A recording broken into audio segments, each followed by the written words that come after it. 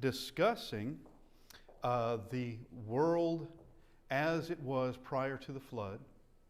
And we went last week, we were in chapter 5 and going through the genealogy there, going from Adam all the way to Noah, well, Shem, Ham, and Japheth, actually. And that we can know the years going from the creation to the flood. We can know precisely that. That 1,656 years after creation is the flood. And there is also another thing that just want to make mention of, that the name Methuselah, and you can do the math. I don't have a slide for it, but you can do the math.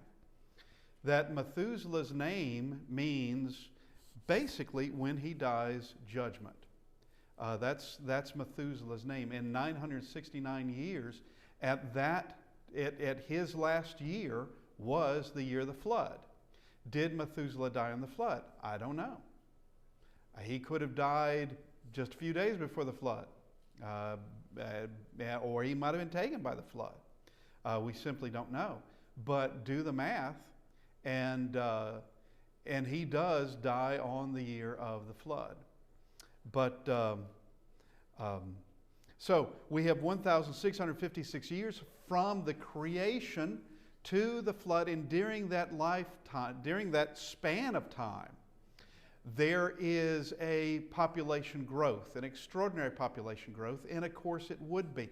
Okay, how many people do we have alive today? Well, the estimate is, and I say an estimate because you can't know. It's unknowable. But it is at, I think, 7 billion today. And I'm not going to doubt that number, but I will just say you can't really know the number. But think of it this way. How greater would be the world population today if people lived over 900 years? There would be people living today that Charlemagne would still be alive, presumably.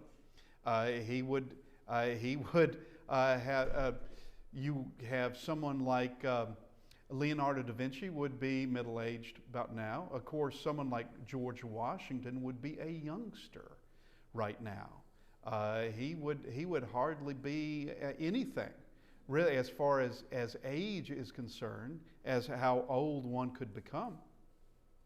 But there would be, also understand that we have had through time extraordinary people who have lived, that they have certain talents that has affected our life for the better. I'm looking at lights now. Edison. All right, Edison would still be alive today, but also would Tesla. But like I said, also would Leonardo da Vinci. What would happen, just hypothetically, what would happen if you had a Leonardo da Vinci and an Edison getting together? And some others who did not possibly live together because of our short lifespans. But think about what could happen on the other side of the flood, where you had people that lived a long time. And don't ever, and I do stress this, don't ever think that the people of the past were less intelligent than we are. They were highly intelligent, able to do things. And we've said this before as well. There are things that they did. We still don't know how they did it. In some things we know how we would do it, and there are some things that we simply could not have done. But these things were done all over the world, But we can become impressed by our skyscrapers and impressed by the electronics and things like that.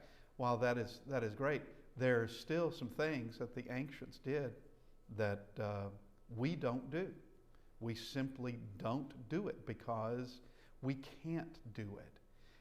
They were very clever, very intelligent people. Now, with that given lifespan of going over 900 years, many that we read in chapter 5, they lived over 900 years. Many of them did, and others not as long, but still considerably longer than our lifespan, and generally speaking, about 10 times longer than ours. But our next thing is, given that people could live so long, and given that you could have an enormous population, where like today, it is not unheard of, though you don't see it everywhere. It's not unheard of that you could have 5 generations alive. It's not unheard of.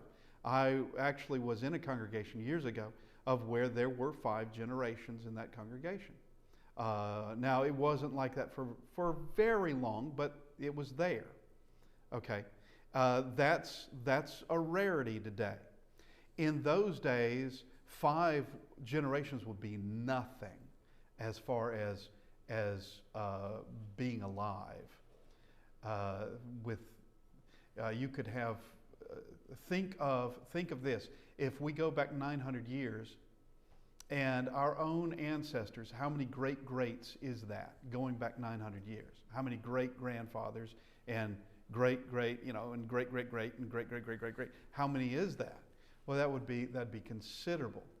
And you could have someone like Seth, who Adam and Eve had Seth when they were 130 years old. Well, at 130, Adam and Eve could have great-great-grandchildren easily, and still having children. Where someone like Seth being born has great nieces and nephews, and he's older than he is. That is something that would have been common in those days. But thinking of all of that together, if things turned bad, you would have people with many more years of doing that evil. They would have, like with us, you could expect someone to sow their wild oats in a matter of maybe a decade, maybe 15, 20 years on the outside. Someone just being very, very wicked. And if they survive it, the being very, very wicked, if they survive it, then usually people settle down in some ways, but evil people can continue to be extremely evil, and a young fool can become an old fool. All right? So what happens when you have extremely old fools that are 600, 700 years old? What about that? Of individuals that have become, by way of age, have become extremely knowledgeable and clever with a lot of experience. You can have a wickedness that just continually increases and increases and increases, and that means, as it does, it's not like everybody's happy at the party. It's not that at all. It's where there is victim and there is victimizer. There are victims and there are villains. There are those that are being hurt and the criminals hurting them. And we come to this, chapter 6, verse 1. Now it came to pass when men began to multiply on the face of the earth, and daughters were born to them. All right, now we're about to see in this next verse some things that there are things said about it that simply are off. All right, now it came to pass when men began to multiply on the face of the earth, and daughters were born to them. So we have this increase in population. It's not just daughters. All right, we have this increase in population. Then we come that the sons of God saw the daughters of men, that they were beautiful, and they took wives for themselves of all whom they chose. So this is we've already seen chapter 4, verse 26. Chapter Genesis 4, verse 26. And as for Seth, to him also a son was born, and he named him Enosh. Then men began to call on the name of the Lord. So from Adam and Eve, and well, from the death of Abel, all the way to where Seth is now grown and having children, it would seem as though no one was really calling on the name of the Lord. Were Adam and Eve? I'd have to say they were, because they would have been raising Seth anyway. Seth may have been the good one of the bunch, but that you have men now calling on the name of the Lord. So, chapter 6, verse 2, the sons of God saw the daughters of men. Or what does that mean? That means you have the righteous and the unrighteous upon the earth, and that the righteous are marrying into the unrighteous. Is that morally wrong? No, it's not. It's not morally wrong. But what's going to happen? There's going to be a corruption, is what's going to happen. And it's a moral corruption, is what it is. Where those that were righteous at one point in their life, being eased away from that bit by bit. What happened to Solomon? What happened to Israel? We see the same thing playing out. There was nothing wrong with Ruth, who is a Gentile, marrying Boaz. And there's nothing wrong with Boaz marrying Ruth. But if Ruth were to bring in the paganism she was raised with, if she brought all that and all the idolatry that were among the Moabites, if she had brought that in, then there would be a problem for Boaz. It would be a problem for him. But if she left it behind, if she left all that away, and now she's worshiping Jehovah, she wants what's right, not what she grew up with, but what's right, then you have, she's one of the daughters of God, is what she would be. But here is just this simple sentence here, that the sons of God saw the daughters of men, that they were beautiful, and they took wives for themselves of all whom they chose. And so there's going to be a corruption, and we see this. And the Lord said, my spirit shall not strive with man forever, for he is indeed flesh, yet his days shall be 120 years. Well, I thought their lives went into the 900s. What's this about? He is setting a timeline of it's going to be 120 years from this point. 120 years, and he's going to put this to an end. He's not going to destroy everybody, but he's going to destroy everybody except 8. He's going to destroy everybody except 8. And those are going to be the ones on the ark. But it's setting 120 years. Now we come to, and I want to just say a few things. I've got brethren, they would, just like with chapter 5, they don't want to say that's a literal timeline and that we can just go with those years. And my question would be, why not? It certainly looks like we should be. It is so specific. And it works out mathematically. Just because you think that the earth needs to be older doesn't mean that the earth is older or that this timeline is wrong. Well, we come to this part, and I guess I need to talk about verse 2 again before we go any further. But there are those who want to say, and this isn't necessarily talking about members of the church, but you probably find somebody, but that the sons of men are some sort of angelic being and the daughters of men are just women, all right? And so you have this mixing up between angelic beings and people, and that didn't happen, nor can it happen. Angels don't share the biology They don't share biology. It's that simple. And they're not like us at all. This is a mixing between the righteous and the unrighteous. And God says His Spirit will not strive with man forever. All right? And He says it's going to be 120 years. Now, verse 4 is where I've seen brethren, and they want to alter this. They want to make it into something else. But I don't know why you want to do that. But let's just look. There were giants on the earth in those days, and also afterward, when the sons of God came to the daughters of men, and they bore children to them. Those were the mighty men who were of old, men of renown. Okay, so it says there were giants on the earth, and they want to change that to mean just important men on the earth. Okay, fine. Were they phenomenal men? Yes. I think we could all agree with that. Were there ever giants on the earth? Well, have you ever been to 1 Samuel 17? That's a giant.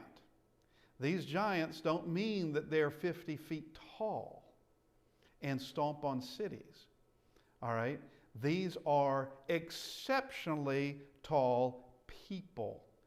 Is there evidence for giants on the earth? And the answer to that is, yeah, actually, there is. Considerably taller than your NBA player. Considerably taller.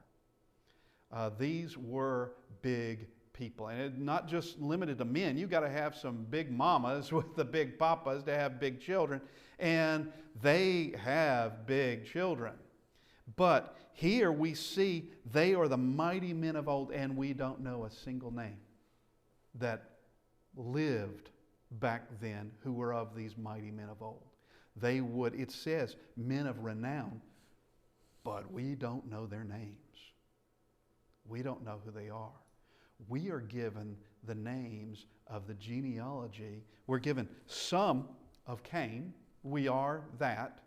And with people such as Jubal and people such as Tubal-Cain, who they do extraordinary things in their day, specifically musical instruments and music itself, plus that of smelting and mining and working in bronze and iron. All right? Now, but with these men of renown and what they did, we don't know what they did, but they would have been extraordinary people as far as physicality, as far as achievements. But were they righteous? No, they weren't. And that makes the difference. That makes it into something. Then the Lord saw that the wickedness of man, we're in verse 5, was great in the earth, and that every intent of the thoughts of his heart was only evil continually. They woke up thinking evil, and they went to sleep in the evening thinking evil. That's all they did. And when you have people who live long lifespans, and they're big, they can do some damage. And when we see here of bloodshed on the earth, there could have been some really extraordinary wars that went on in the past that we know nothing about. Nothing about them. And don't think that the thoughts of his heart was only evil continually means only the pleasurable things, only the things, once again, of everybody's having fun at the party. No, they're not. They are not all having fun at the party. There would be people who would do whatever they wanted to with the others, death or otherwise. And the Lord, verse 6, the Lord was sorry that he had made man on the earth, and he was grieved in his heart. Now, Old King James says repented, and that's an older English definition from an older English definition of the word repent. God did not repent. He regretted. That is the better word. He regretted, but he was sorry that he made man on the earth. He didn't see it as a sin on his part. He saw it that things are going extremely bad, and he's going to do something about it. Of course, God knew this was going to happen. He knew precisely.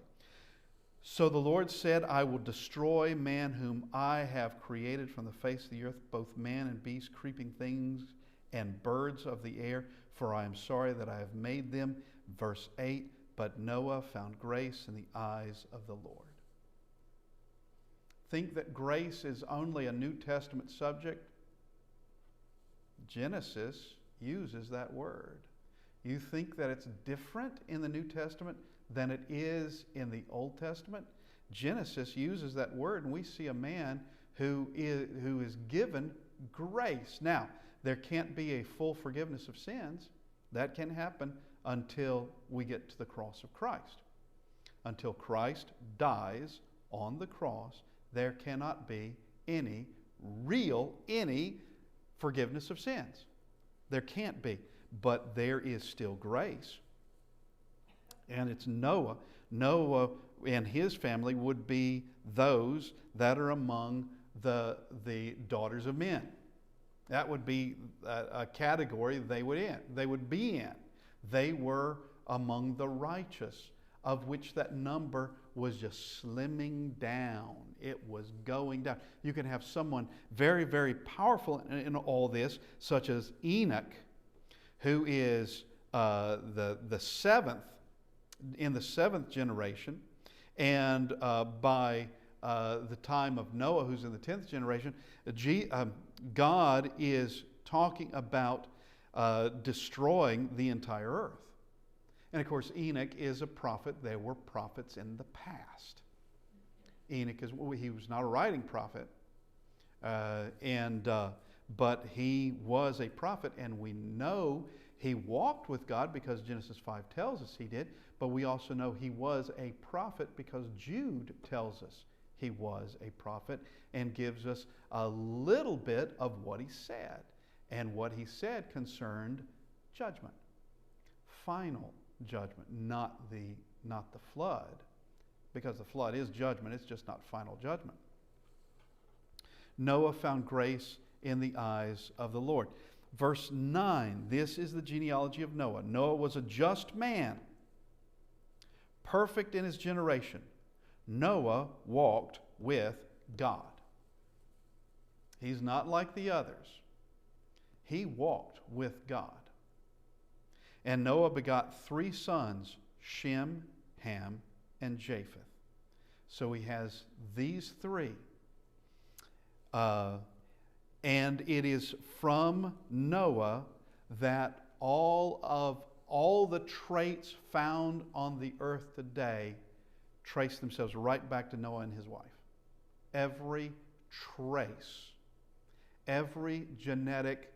all genetic material today, the entire genetic code today is traced back to Noah. And of course, from Noah, we share a genealogy. We all share a genealogy from Noah to Adam because we are in that genealogy. We continue on. Now, it is possible, I have no proof, but it is possible there were traits in the past prior to the flood that didn't make it to this side of the flood. That is possible, but I have no proof of it. I'll just say there could have been more variations, human variation in form back then than there are today, that those things were wiped out. But I have no proof of it. It's not that big of a deal. It's just something to think about. And but we have Shem, Ham, and Japheth. The earth, verse 11, the earth also was corrupt before God, and the earth was filled with violence. When you have men of renown, when you have these giants on the earth, that would be violent. That would be extremely violent. And were they as large as Goliath? I'd have to say, Goliath there's genetics that comes to Goliath. Goliath actually was not an anomaly among the Philistines. There were other giants like him. He was just a warrior to boot. He evidently was someone that could hold his own on a battlefield. And you think, well, that seems obvious because he's a giant. But a giant's a big target. Okay, and while a giant can cause a great deal of harm on a battlefield, they also are an easier target to hit. But here we have this violence that fills the earth. Verse 12, so God looked upon the earth, and indeed it was corrupt, for all flesh had corrupted their way on the earth. This was as far as God was going to allow it to go. He's going to allow for the building of the ark, and there's going to be a message that's going out. There will be a message going out. But he is going to allow for this building of the ark, and of course, it's waiting on Noah and those with him, his sons, his wife, his daughters-in-law, till they have completed the ark itself. Now, I want us, just for the sake of it, just for having fun. All right, well, let's cover this first. We have, of course, Noah, 10th generation, Shem, Ham, and Japheth, 11th generation, and we're just putting them down, blue and pink. We have total of 8 people. We don't know the wives' names. We don't need the wives' names, just like we don't need all the names of the sons of Adam and Eve. We know they had sons and daughters, or all the sons and daughters of Methuselah, or all the sons and daughters of Enoch. We don't need those names. But we do want these others because it's going to go into the genealogy once we get into chapter 10. It's going to go into the genealogy of Shem, Ham, and Japheth. And then, of course, we're going to center up on Shem because Shem is going to be where Abraham descends from. But, little side fun. I've not done this before. I've talked about it on occasion, but I want you to see it. This is an ancient Chinese character. It's traditional. It's called traditional Chinese. Now, in the People's Republic of China, they got rid of the traditional characters years ago because they wanted to simplify, and it is called simplified now because there's too many brush strokes involved in this. Okay, it's just a tad complicated, so they wanted to simplify it. But this is the traditional. Now, the Chinese culture, not government, because the Chinese have had multiple governments, kingdoms, empires, divided into kingdoms. There's been numerous things that have occurred through the centuries. But the Chinese as a people have been around for a long time. And one of the things that has been said is that because the Chinese people have been around, that culture and the language has been around a long time, surely there would be something reflected in the language that would point back to a knowledge that would be shared prior to Babel, or coming up to Babel. Because everybody spreads out at Babel, and so if you went over to China, you wouldn't know what's happening back in the Middle East, or if you headed way up into northern Russia, you wouldn't know what was happening, or you go island hopping across the Pacific. But there should be some kind of connection, because the Chinese language is extremely ancient. And personally, I believe that the Chinese language was one of the languages coming out of Babel. That is something I believe. There were obviously the beginning of language families. How many languages went out? I don't know. I couldn't tell you. But there would be language families, and linguists will tell you that there doesn't appear to be any connection. They can go back very far, but there doesn't appear to be any connection between, let's say, ancient Babylonian and ancient Chinese, or Sumerian and Chinese. Sumerian and Babylonian, there seems to be there's obviously a connection, but with things like the Chinese, there's not. And it's because when God confused the languages, He confused the languages completely. There wasn't a thing of being able to figure it out. You're not going to figure it out. Not quickly. And it was enough to spread people out, which is exactly what He wanted. But, okay, so we come to the Chinese character. This is Chinese character for boat. All right? And what we want to know is that Chinese characters can be made up of components. These are three separate words here. They're called radicals. That's the technical word for it. That each one of these, and I've circled them, I hope you can see the circles. Each one of these is its own character. That if you saw this character by itself, it would have its own unique meaning. But if you combine them in this pattern, they create the word boat. So you have really three characters or three words coming together to make the word boat. And so what are those words? 8, people, vessel. Where do you come up with that? All right, one could say, well, that's just a coincidence that they would have, and this is an extremely ancient word. How do you get from boat to 8 people, basically 8 people in a vessel? How do you do that? And the answer would be, well, that's coincidence. Well, if that's a coincidence, there's an awful lot of them in the ancient Chinese characters. There's a lot of them that show, and there's quite a study in it that show there was a knowledge that the Chinese had that went up to Babel, and of course the walking away from Babel. Their word for migration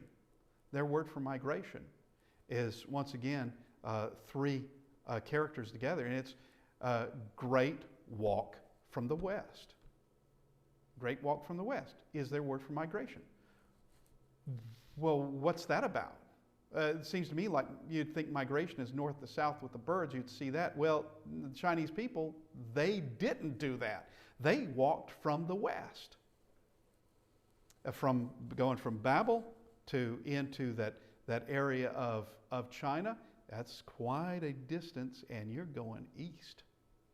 Now, let's look at, we'll begin in verse 13, and we're going to talk about, well, that was just a little side thing, and there's more.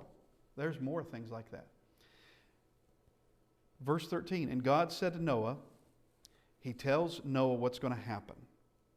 And He tells Noah precisely what he needs to do to save himself and his family and the air-breathing creatures on the earth. He's going to tell him what to do. And God said to Noah, the end of all flesh has come before me, for the earth is filled with violence through them, and behold, I will destroy them with the earth. Now, let's just discuss, why does God think He needs to destroy all these people? Why does He think that? Because it will never resolve itself unless He puts an end to it. It won't naturally come to an end. It'll just be more bloodshed and more bloodshed and more bloodshed. There would be more children who become victims and either killed, or they grow up to be the victimizers. And with each generation, it's just going to become worse and worse and worse. And when you have this few people, Noah, his wife, their 3 sons, and those wives to those 3 sons, when you have that few people, how are the righteous going to be able to continue on the earth? How would they be able to do it? You know, Lot was plagued. He was constantly being bombarded by the events happening in Sodom. And it would have been one thing of bad news after another, just another heartbreaking event followed by another, followed by another. It had to have been even worse for Noah and his family. It would have had to have been on a greater scale than Sodom would have been. And this was not a world that was kind to righteousness. It wasn't kind to it. This would not have been a world with all the evil going on that would have protected righteousness or anything like that. It would just been violence upon violence upon violence. Now, God is going to destroy the entire world. So let's just look at it. He's going to destroy the entire world. That means you're going to have men like Methuselah, 969 years. All right, well, he's lived a long life. All right. He's going to, if he doesn't die in the flood, he's dying soon before it, but you're still going to have people like him who have lived a long life. But you're also going to have children. You're going to have newborns. They're going to die as well. But let's understand that this is the only way. If there were another way, God would have done another way. But this is the only way it could be resolved. So what happened to the children and the infants? What happened to them? God takes care of them. Actually, he has, while they've been killed by the flood, yeah, they have, they've also been spared the violence. They go home to him. And the violent, the wicked, they're cast away from him. And we can have a new world where righteousness has a chance. And it's going to be a changed world. But righteousness is going to have a chance. Now, let's just look at verse 13 again. And God said to Noah, the end of all flesh has come before me, for the earth is filled with violence through them, and behold, I will destroy them with the earth. Make yourself an ark of gopher wood. Okay, so we'll get to the substance, the wood, in a second. But understand, the word ark, the Hebrew word ark, means a box. And he didn't actually say, build a ship with a prow and a rudder and sails or anything like that. This is a box. This is going to be very similar to an ocean-going barge. Very similar to that. We have similar designs to this today. And this is something that is, the ark wasn't meant to go from this port to that port. It wasn't meant to sail anywhere. It wasn't meant to be guided anywhere. It's just meant to float and protect. There's no place to go. There's absolutely no place to go. When the flood begins, there's no place. Once the flood has reached a certain point, 15 cubits over the highest peak, and let's just say it's Mount Everest at that time. Don't know. Couldn't tell you. But that's the highest peak for us. 15 cubits over the highest peak, that means everything's covered. And there is no place to go. Where the ark is it. And if you're going to have cabin fever, I guess it's going to be ark fever. You just got to deal with it, because not as though you can step outside and go to take a walk, because you can't. All right. So he says, make an ark, and you're going to make yourself an ark of gopher wood. So what is gopher wood? We don't know. These are extremely old words, and this would be a type of wood that is, all I can say is it's specific. It's very specific. He could have said, make yourself an ark. All right. That would mean I can make it however I want to make it. Make an ark out of wood. Okay, it's got to be wood, so whatever wood I can get a hold of, that's what I'll make it out of. But he says make it out of gopher wood, so that is specific. He's got to make an ark, and it's got to be made out of a specific wood. A specific wood. No other wood would do. One could think, something else might float better. Something else may last longer in the water. That doesn't matter. Doesn't matter what you think. God said it's gopher wood, and that excludes everything else. Nothing else is to be used. And as we see, when it sums up Noah's obedience in all this, that he's obedient in all things, that he did it precisely as he was told to do it, which, by the way, is an example for us. This is the way God works and the way he wants us to respond. When he gives something specific, and it's going to get very specific here, when he says something specific, he meant it to be that way. And anything else we might imagine is excluded. All right, so he says,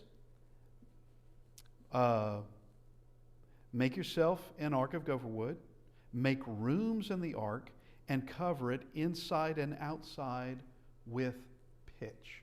So there are going to be rooms inside the ark. It's not going to be a hollow box. Matter of fact, he's going to say there's going to be 3 decks to it, so 3 floors to this. There's going to be rooms inside of it, rooms to house what's going in it. There's a reason why it's going to be the size it is, and it's going to be sizable. And it's also going to be extremely stable. You're not going to be able to turn this thing over easily, which is the point in it. It's got to be stable. Now, he says also it's to be covered in pitch, inside and outside. Once again, very specific. It's pitch and where?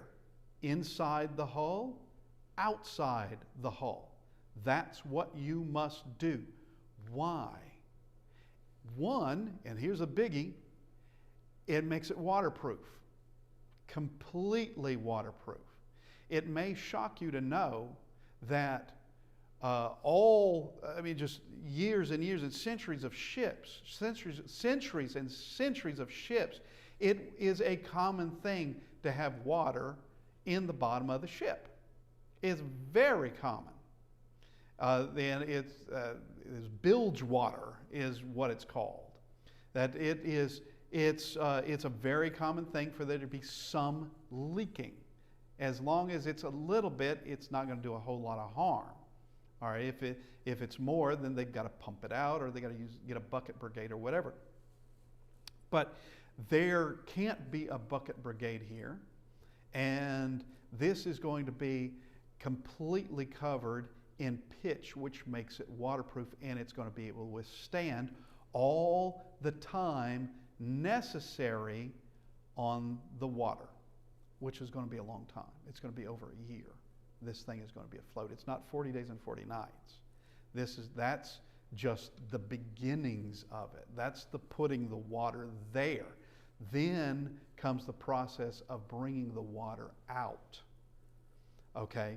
Now, there's another thing concerning pitch, is that there are things in the oceans that eat wood. They eat it.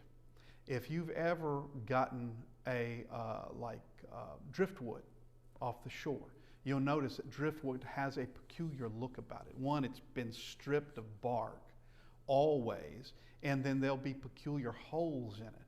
Well, there are things that have been boring into the wood.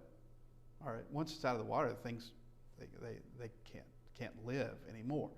But there are things that bore into the wood, and such as ships in the 1700s, 1600s, that it was a very common thing that you had to take your ship into dry dock, if there was a dry dock, and you had to do repair of damage that had been done by organisms in the water.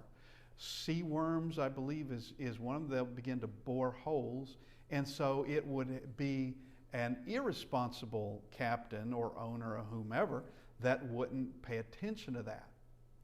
That those things will begin to eat away at the hull. With pitch, they won't. They can't. So it's doing at least double duty in this. The pitch. And all of this goes by an extraordinary design. And let me just say this. This was written in Moses' day. Moses is the one who writes Genesis. Of course, he's writing it by inspiration. He's not writing it from his own personal knowledge. That would be flawed. He's writing it from inspiration. And if Moses was going to be making this up, this is not what ocean-going vessels looked like in his day. Not in the least. In his day, you could find ocean-going vessels made of papyrus or other materials, and but not what he's describing. Nothing looked like what he describes, because this is God who designed it, and then it is Moses who's going to be writing it down centuries later.